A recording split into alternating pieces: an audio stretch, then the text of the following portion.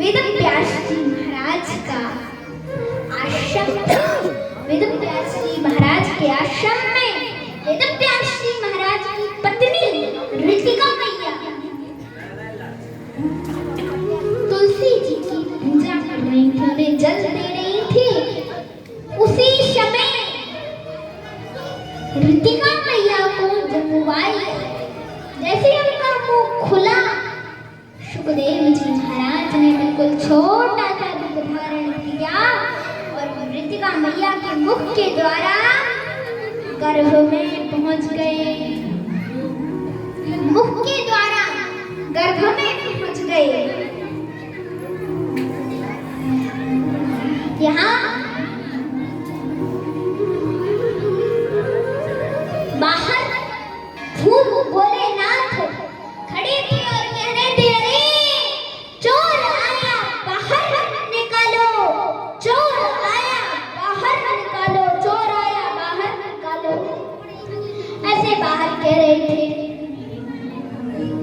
वेदव्यास जी महाराज अंदर से दौड़ करके आए, चरणों में पड़े, बोले महाराज हम जैसी संतों की कुटिया में प्रभु चोरों का क्या काम? कहा आया है चोर आया है। वेदव्यास जी महाराज बोले चोर आया है, लेकिन मुझे एक बात समझ में नहीं आ रही, आपको ये पता कैसे चला कि वो चोर है? आपका तो कुछ, आपके पास तो कुछ सामान ही नहीं है। वेदव्यास जी बोले अरे सामान तो दूर की बात, आपका घर ही नहीं है, आपकी उसने काय की चोरी की? भोलेनाथ बोले देखो वेदव्यास जी ऋषिवर, उसने कोई धन दौलत की चोरी नहीं की है, उसने तो ब्रह्म विद्या की चोरी की है, उसने तो ब्रह्म विद्या की चोरी की है, अमर कथा की चोरी की है। वेदव्यास जी बोले अच्छा, फिर अब तो वो अमर हो गया, अब आप उसके पीछे क्यों लगे हुए हैं? वो तो अमर हो चुका है ना। भोलेनाथ बोले अरे ये तो मैं भूल ही गया था कि वो अमर हो चुका है, ये मैं भूल गया था। और ऐसा कहे 12 वर्ष ऋतिका मैया के गर्भ में रहे और उसके पश्चात सुखदेव जी महाराज को भगवान विष्णु ने दर्शन दिए और कहा अरे बेटा शुक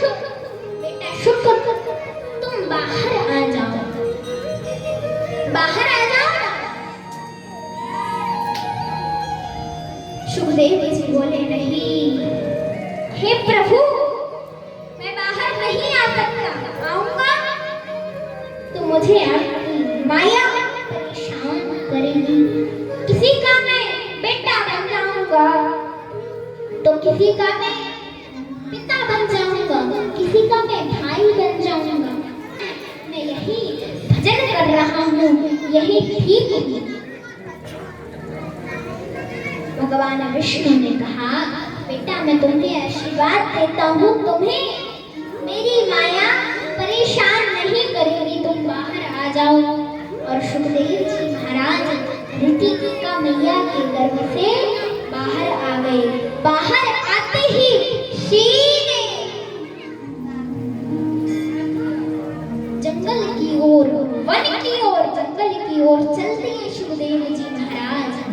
पीछे पीछे वेदव्यास जी महाराज पुत्र पुत्र पुत्र पुत्र पुत्र पुत्र करते हुए जा रहे थे।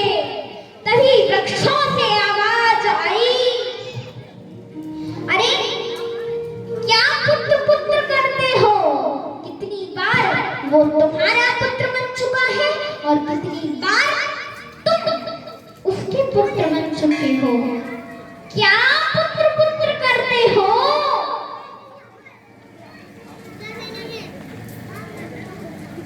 क्या पुत्र पुत्र करते हो? देखो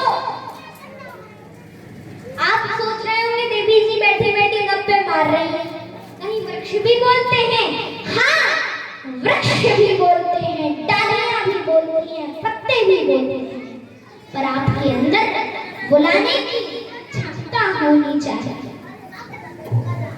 आपके अंदर बुलाने की क्षमता होनी चाहिए। अरे तुमसे तो तुम्हारा पड़ोसी नहीं बोलता, तुमसे वृक्ष बोलेंगे।